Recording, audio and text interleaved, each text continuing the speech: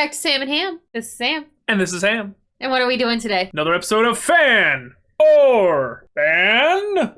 Okay. Explain the game for the folks at home. I have found 5 things that I enjoy and I think are pretty cool, and I bring them to Sam and say, hey Sam, are you a fan of this thing that I am a fan of, or do you ban it so I can't have fun? Yes. And as your girlfriend, I have to ban everything. You're not allowed to have fun. Yeah. There's the episode end credits. Da-da-da-da-da-da. But, no. So, basically it's just whether or not I can convince Sam that these are good things that we should have in a game. Okay. Today we're going to be doing Warlock Patrons. These are all homebrew Warlock Patrons that I've found. I'm not going to be talking to you about mechanics. I know you don't care about mechanics. I never care. care. You are not the mechanical player. I am here to convince you that these are fun patrons that can bring you a lot of just flavor and fun story bits. Okay, so Completely ignoring the mechanics altogether. So these aren't subclasses. Yes, they are. Okay, so a warlock subclass is what patron they worship. Yes. Okay, just a clarification. Cool. So, without any further ado, any questions? No, let's get started. Alrighty. The first one up is the Beholder Patron. So you worship the floating eyeball? Yeah, look at that. Isn't he pretty? I love him. I like mine more. I think he's pretty because beauty is in the eye of the beholder. Ha! Dang, I'm funny. Unfortunate. But, so, these guys' whole gimmick is, they're a little, again, mechanics are up for debate, but they give you True Sight, which is a little bit too strong, but their really cool ability is at level 6, they get eye rays that they get to shoot out, just like a real beholder, but instead of being absolutely busted and one-shotting people, they just do a normal level of damage for a player character. You can project 2 eyes, I see. Yeah, you get 2 little beams at level 6, and they can be telekinetic, death, paralyzing, fear ray, frost ray, or charming ray, which is pretty cool, and then they also get the ability to warp reality at level 10, and an anti-magic gaze at level 14. All very iconic abilities of a beholder. So I think that all of these abilities kind of, they do what beholders do. They're very, beholdery, but are they fun? Eye lasers? Yes. Fan. All right, that was easy. You like eye lasers? Eye lasers. Pew, pew, pew, pew. I'm a little horrified, but okay. Could you make them do like laser light shows? Like just blinking rapidly? Like a strobe light? Yes. Or do you think it's just one big laser beam? I think it's just a laser beam. Ban. I gotta have a disco light show. Nope, it's too late. You already said one. However, it doesn't. Well, I guess it doesn't have a cooldown or anything. Like, you can just keep doing it. So an action per turn, yeah. Yeah. So every 6 seconds, you're over here. Do. 6 seconds is a pretty big delay, though. Well, I mean, yeah. But we're gonna move on. Yes. What's next? So this one's a little bit more existential. This is the Inevitable Patron. So have you ever heard of Mechanus? No. So, you know how there are the like, planes and stuff, right? Mm-hmm. So, there's... Planes as in, Rome, or planes as in, levels of existence? Levels of existence. Good. So, there are the elemental ones, water, earth, fire, and the avatar. And then there's some other ones that are a little bit more wacky, that kind of embody a alignment. Okay. So, there's, like, Chaos is Limbo, and the lawful one is Mechanus. Everything is very mechanical and boring. And I'm not going to make this whole video about Mechanus, because I don't know that much about Mechanus, because I think it's a little boring, what with all being lawful and stuff. But they have little robot men there. Yeah. A lot of gears. They've already made the Clockwork Soul is a sorcerer subclass they just came out with recently. And this is basically a warlock equivalent.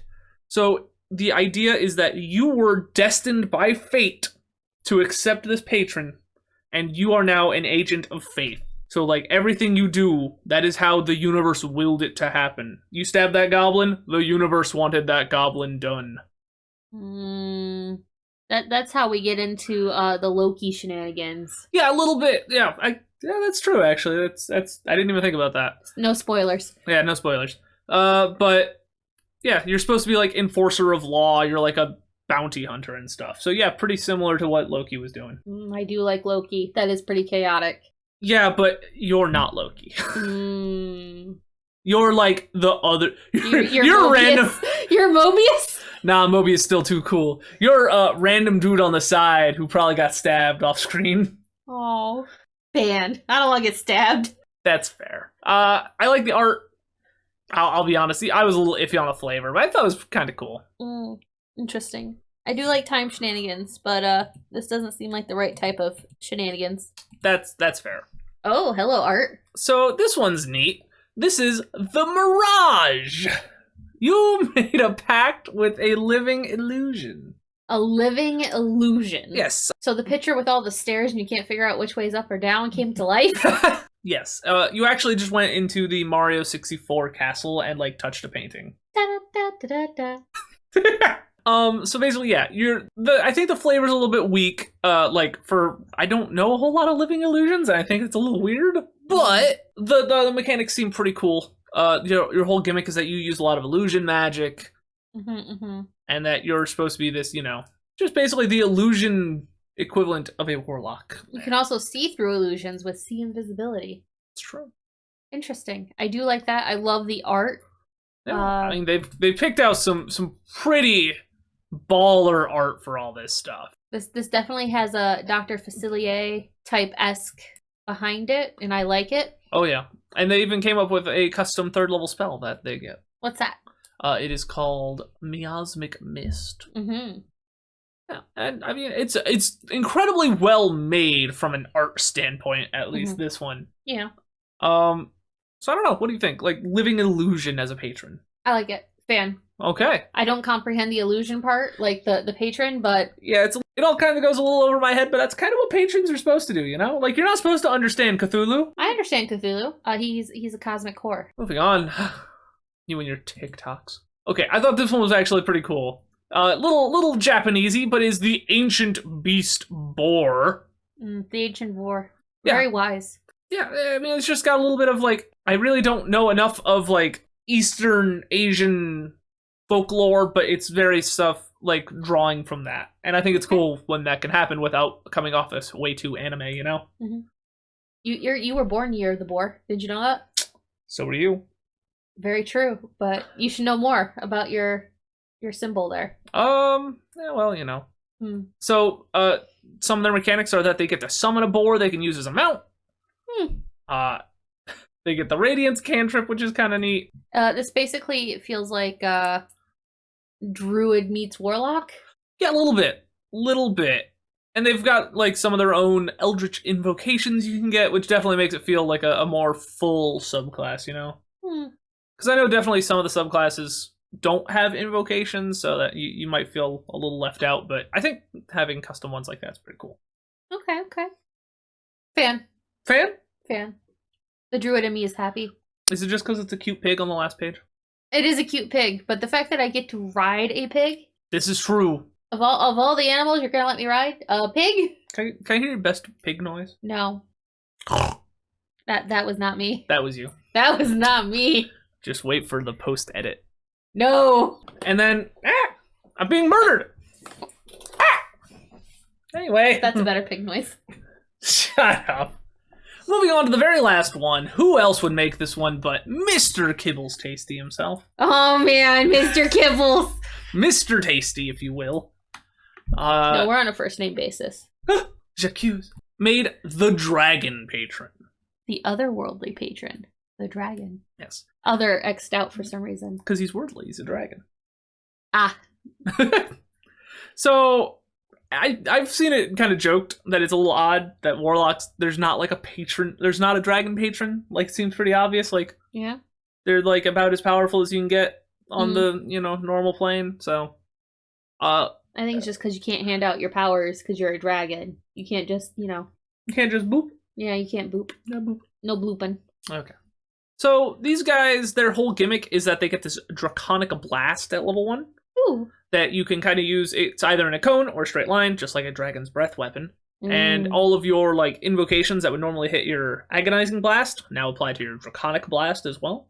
You don't get to shoot a lot of beams like you do with LDB? LDB. Yeah, LDB. But you get to do it in AoE, which is kind of cool.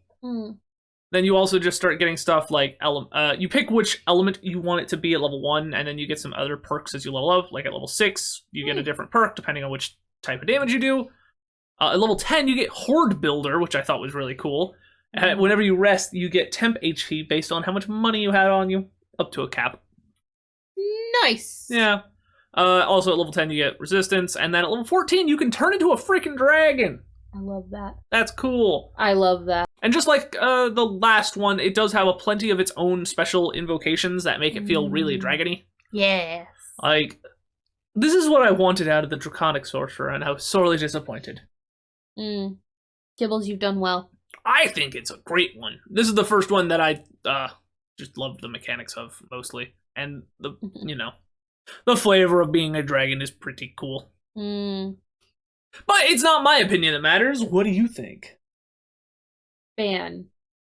Good, I didn't want to have to divorce you someday because you didn't like Kibble's TAC's homebrew. Ah, yes.